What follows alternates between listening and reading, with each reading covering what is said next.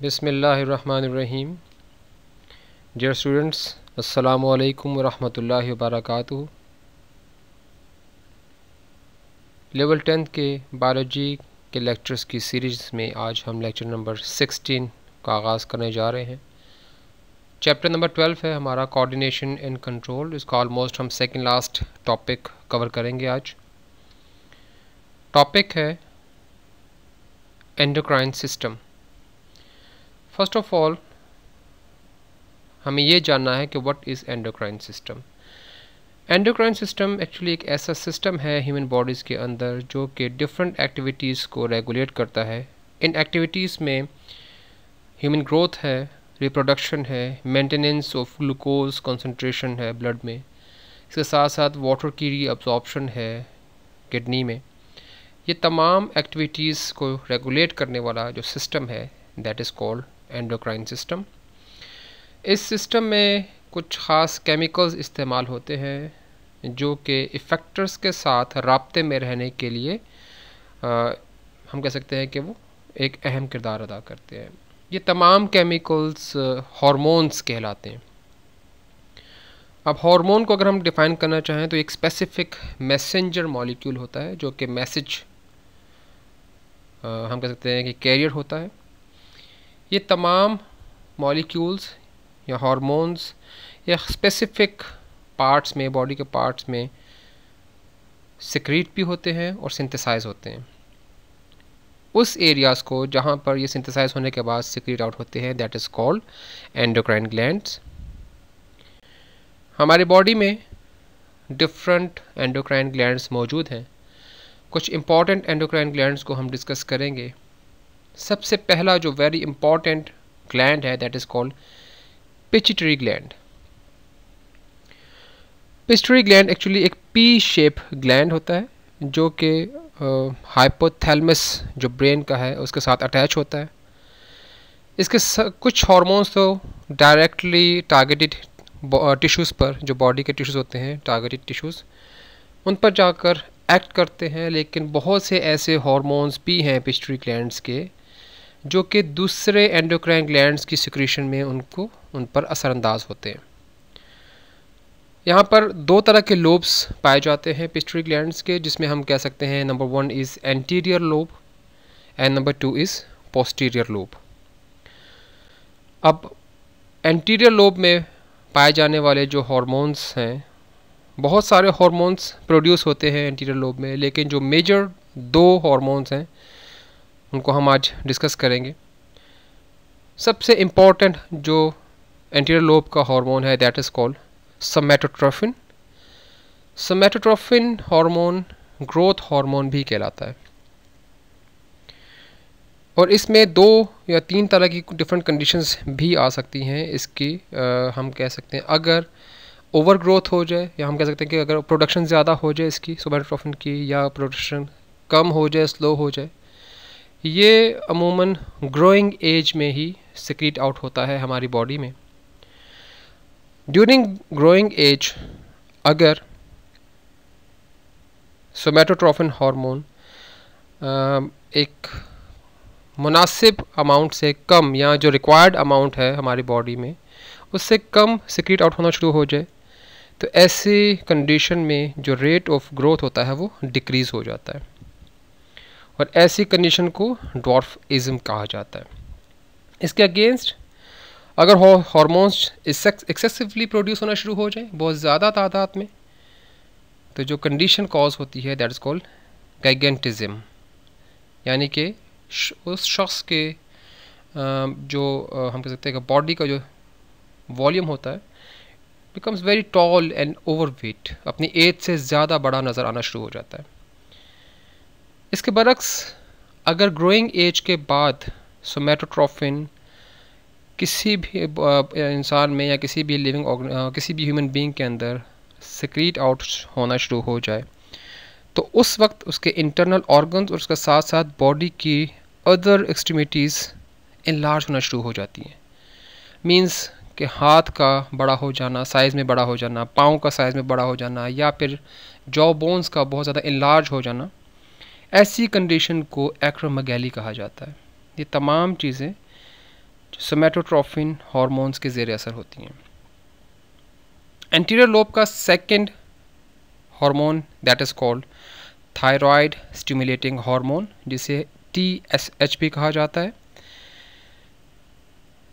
ये thyroid glands different hormones को secrete out करता है और अपने फंक्शंस परफॉर्म करता है स्पेसिफिक वे में रहते हुए।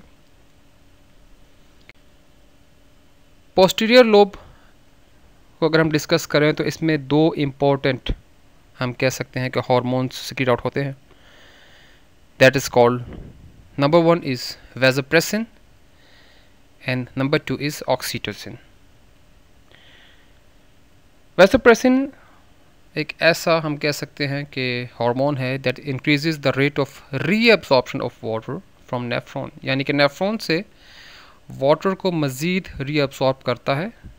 ऐसी कंडीशन में जब हमारे बॉडी में वाटर की अमाउंट या कंसंट्रेशन रिड्यूस हो जाए तो उस हालत में वैसोप्रेसिन सिक्रीट होने के बाद जो हमारे नेफ्रॉन्स में से मज़ीद वाटर को रीअब्सॉर्ब करके ब्लड में शामिल करता है। इस हालत में यूरिन का वॉल्यूम डिक्रीज़ हो जाता है। इसके अगेंस्ट अगर बॉडी में या बॉडी के फ्लूइड में वाटर की रिटेंशन होना शुरू हो जाए, वाटर की कंसंट्रेशन बढ़ना शुरू हो जाए, इट बिकम्स हम कह सकते हैं कि alarming situation for that person. और ये एक ऐसी कंडीशन है जिसमें कि हम कह सकते हैं कि जो वैसोप्रेसिन है वो प्रॉपरली सिक्रीट आउट नहीं हो रहा होता या वो काम नहीं कर रहा होता, और ऐसी कंडीशन को डायबिटीज़ इंसिपिडस कहा जाता है। इसके साथ साथ जो सेकंड हार्मोन है दैट इज़ कॉल्ड ऑक्सीटोसिन, ये फीमेल एसोसिएटेड हार्मोन है और ये अपने functions during and after child birth perform करता है। The second important endocrine gland is thyroid gland. Thyroid gland हमारे बॉडी में मौजूद लार्जेस्ट एंडोक्राइन ग्लैंड है। ये नेक के रीजन में मौजूद होता है और बिलो लैरिंक्स मौजूद होता है, and it produces thyroxine hormone. Thyroxine hormone के बनने के लिए आयोडीन की ज़रूरत होती है। अगर आयोडीन की डेफिशिएंसी हो जाए तो ऐसी हालत में थायराइड ग्लैंड स्वेल हो जाते हैं और ऐसी कंडीशन को ग्वाइटर कहा जाता है। थायरॉक्सिन का एक और काम ये भी है कि ये जो फूड की ब्रेकडाउन है उसे इंक्रीज़ करता है और इसी वजह से जो बॉडी की ग्रोथ है उसके लिए ये रिस्पॉन्सिबल है, यानी कि ये उसका ज़िम्मेदार होता है। इसमें भी अगर हम जो कहते हैं थायरॉक्सिन जो है इसकी प्रोडक्शन ओवर प्रोडक्शन होनी शुरू हो जाए तो कंडीशन कहलाती है हाइपरथायरॉयडिज्म। हाइपरथायरॉयडिज्म मीन्स कि थायरॉक्सिन ज़्यादा प्रोड्यूस होना शुरू हो गया, जिसकी वजह से जो सिम्टम्स होते हैं इट मीन्स कि एनर्जी ज़्यादा प्रोड्यूस हो रही है। इसकी वजह से हार्ट बीट का बढ़ जाना, फ्रीक्वेंट स्वेटिंग होना और हैंड्स का शिवरिंग करना, ये इसके सिम्टम्स में हैं। और अगर इसकी प्रोडक्शन हम कह सकते हैं कि कम हो जाए या अंडर प्रोडक्शन हो थायरॉक्सिन की, तो ऐसी हालत में एनर्जी की प्रोडक्शन कम होती है, जिसकी वजह से हार्ट बीट लो हो सकती है।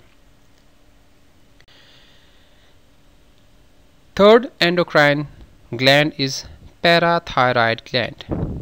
Now what is parathyroid gland? Actually ये 4 ग्लैंड्स होते हैं जो कि थायराइड ग्लैंड्स के पोस्टीरियर साइड पर मौजूद होते हैं। इनका जो इसकी जो सिक्रीशन है या जिसका हार्मोन है दैट इज़ कॉल्ड पैराथ हार्मोन, और इसकी ज़िम्मेदारी ये है कि ये कैल्शियम आयंस को ब्लड में इंक्रीज़ करता है या मेंटेन करता है, हम ये भी कह सकते हैं।